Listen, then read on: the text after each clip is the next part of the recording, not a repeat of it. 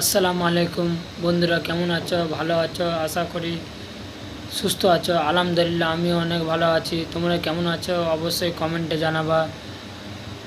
ফরজ গোসল যারা করে ওরা অনেকজন জানে না ফরজ গোসলের ফরজ কয়টা। গোসল ফরজ হয়ে গেলে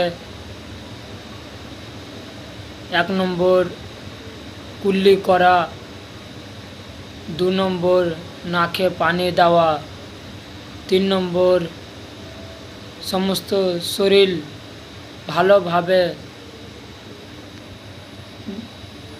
ধুতে হবে। ভিডিওটা ভালো লাগলে অবশ্যই লাইক করবা, চ্যানেলে নতুন হয়ে থাকলে চ্যানেলটাকে সাপোর্ট করবা, বন্ধুদের কাছে ভিডিওটা শেয়ার করবা। আবার নেক্সট ভিডিও নিয়ে আসবো।